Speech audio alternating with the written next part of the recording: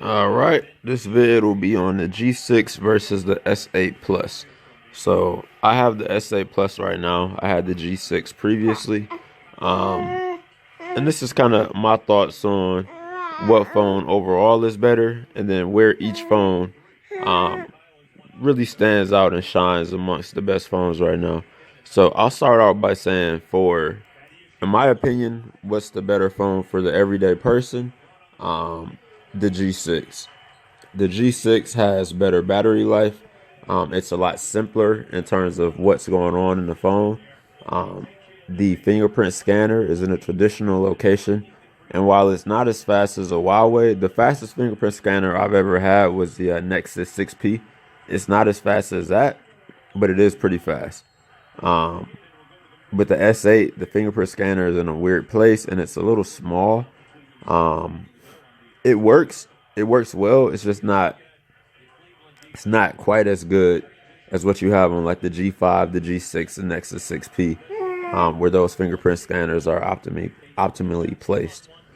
So overall, I think the everyday user is gonna like the G6 a little more. Just your average, not in the technology, just looking for a new phone.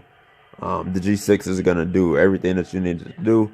The battery life, just kind of getting into that. Battery life on the G6 is better.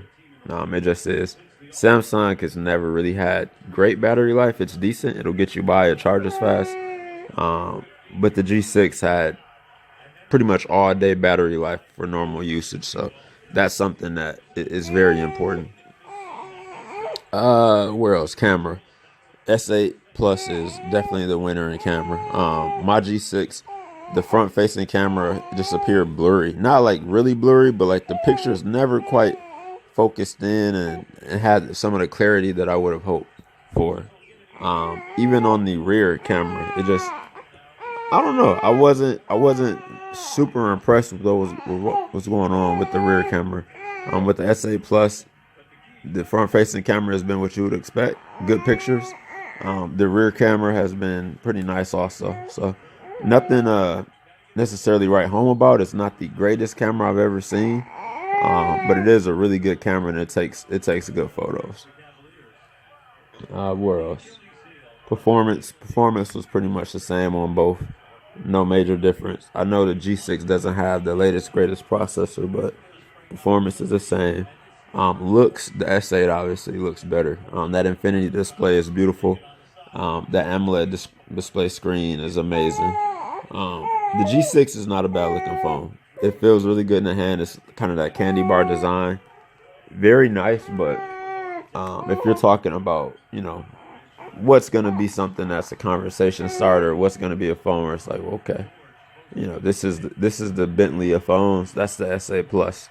Whereas the LG G6 is probably like a Cadillac. Very nice, very elegant, but not quite the same head turner that that a Bentley might be, or a high end Mercedes. So maybe that's the best way to look at it. All right, what else do we have? Price. G6 is a lot cheaper than the S8 Plus. S8 Plus is like 840, 850. That's a lot of money for a phone. It's a good phone, but that is a lot of money. In terms of features, the S8 Plus, this is where it really takes the cake. The biometric identification is off the charts. That's something that.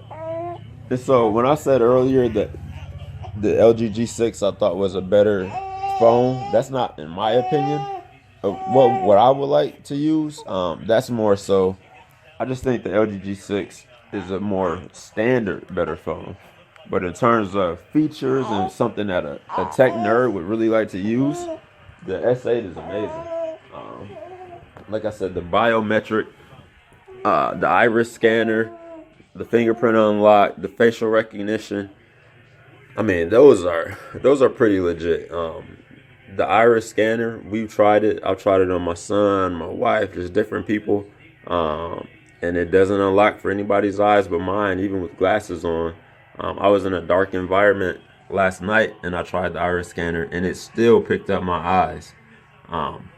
Just excellent work by Samsung. And I almost wonder if they put that fingerprint scanner in an awkward place to kind of make you look at, because they're solving for a problem that doesn't need to be solved. If the fingerprint scanner is in a place where you're going to rest your finger, you don't really need iris scanner, but they have the edge in that technology, and I think that's just something that they wanted to highlight to help sell phones. But the iris scanner is nice. S8 Plus, oh, should mention the headphones on S8 Plus, amazing. The AKG or MKG, whatever it is, those headphones sound really good. I would give them a 7 or 8 out of 10, comparable to something that you would go buy and spend money for. Definitely better than what's normally in the box for a phone. So if money's no object and you kind of like features and you want something that's going to be more future proof and have the, going to push the limits to what a phone can do, the S8, S8 Plus are your phones. If you're just looking for something that's going to be like the iPhone for Android, the G6 is going to be a phone that's going to work really well for you. And I wouldn't go Pixel. I think people overdo this. The Google scan. There are a lot of value adds to me from the carrier that I think are understated at this point. If you listen to a lot of these guys on YouTube, it's like groupthink. Oh, I just want the standard Android experience. No, I want you can get stock Android, but also these carriers are doing things. I'm not talking about the bloatware, but they're doing things that are pushing the limit. And you're seeing, what's funny? Everyone keeps saying they love stock Android. Multi-window, where'd that come from? That came from Samsung. A lot of these features that are in your stock Android come from these carriers and these developers for apps pushing the limits, and then Google incorporates that. You realize without those people pushing the limits, Google would have no competition to really push up against besides Apple. And we know Apple is very slow when it comes to, do they have live wallpaper yet? You know what I mean? So Apple's going to keep selling you the same thing as long as you keep buying it. So overall, two amazing phones. Baby, what are you doing? Two amazing phones. You can't go wrong either way. Get a phone that you can afford. Obviously, these phones are costing more and more.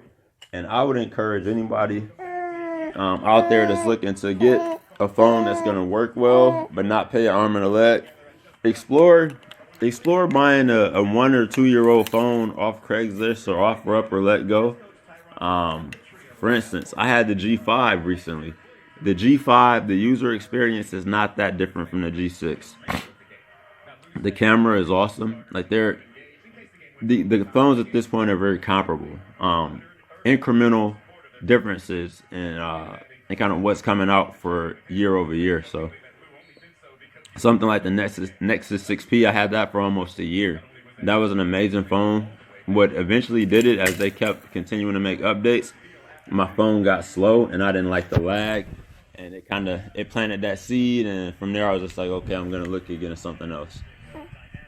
But you can really get good value. Pay $100-$200 on a phone. Let's say your budget is between $200 and $280. You can get a really nice phone that's gonna do pretty much a lot of the same things that you wanted to do from some of these newer phones. It's not gonna be the flashiest. I mean, it's almost like a car, right? You can go buy a new car, and that new car, it'll get you to A to B just like an old car, but it's a different experience. So if you're just looking for value, definitely explore a phone that may not be brand new. And that way you're not tied into a contract with one of these carriers with all these stipulations. You can kind of come and go as you please, and you have that leverage if you do have any complaints of, I'm not tied to you with a phone contract. So if I don't feel like I'm being treated fairly, I can leave, that, which is just a fact of the matter. So explore that. In terms of LG G6 versus S8 Plus, I prefer, and I have right now, the S8 Plus. I'm going to hold on to this for a while. But I would go back to the G6, provided that I don't have a weird camera. Because I don't know if that was just the one I bought or what, but that front-facing camera was like, I don't know, man. It was not what's up. And you actually take more selfies than you think when you don't have a good selfie camera. Like when you're second-guessing trying to take a selfie. And when I say selfie, I mean it's maybe not even just you. If it's you and your family, and you're trying to get a front-facing photo of it. It's just, with a phone, you want to have dependable features. So, but yeah, both good phones. I would recommend the SA Plus, but it really depends on what type of user you are. If you're a power user, someone who loves phones, SA Plus.